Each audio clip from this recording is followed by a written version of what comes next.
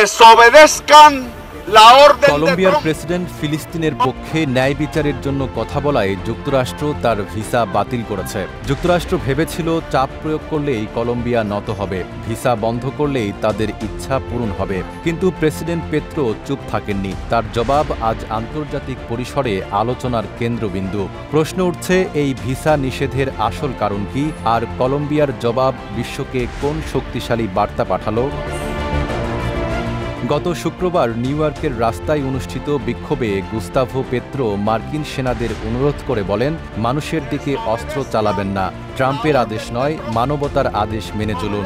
এই ঘটনার পরই মার্কিন পররাষ্ট্র মন্ত্রণালয় ঘোষণা করে, বেপরোয়া ও উস্কানিমূলক কর্মকাণ্ডের কারণে কলম্বিয়ার প্রেসিডেন্টের ভিসা বাতিল করা হচ্ছে। গাজার স্বাস্থ্য মন্ত্রণালয়ের হিসাব অনুযায়ী ২০২৩ সালের ৭ অক্টোবর থেকে এ পর্যন্ত উপত্যকায় ৬৫,০০০-এর বেশি মানুষ নিহত হয়েছেন, হাজার হাজার মানুষ বাস্তুচ্যুত হয়েছেন। একাধিক মানবাধিকার বিশেষজ্ঞ, গবেষক ও জাতিসংঘের তদন্ত এ পরিস্থিতিকে জাতি হত্যার অংশ হিসেবে বিবেচনা করেছে। আপনার প্রিয় কাপড়ের যত্নে এলো এনজাইম সমৃদ্ধ Arik silver wash detergent powder, ৫০০ গ্রাম মাত্র ৭০ টাকা। প্রিমার্ক।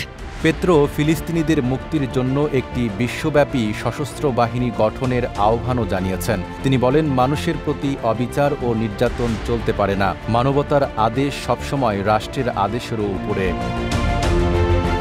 কলম্বিয়ার পররাষ্ট্র মন্ত্রণালয় জানিয়েছে, জাতিসংঘের সদস্য রাষ্ট্র হিসেবে কলম্বিয়ার মত প্রকাশ ও স্বাধীনতা নিশ্চিত করা উচিত। ভিসা বাতিল কূটনৈতিক চাপ হিসেবে ব্যবহার করা আন্তর্জাতিক সংস্থার নীতির পরিপন্থী। ইতিহাসও আজকের পরিস্থিতিকে স্মরণ করিয়ে দেয়। প্রায় ৩ দশক আগে তৎকালীন প্রেসিডেন্ট এরনেস্তো শ্যাম্পার এই একই পরিণতির মুখোমুখি হয়েছিলেন, যখন আন্তর্জাতিক চাপের কারণে তার ভিসা বাতিল করা হয়েছিল।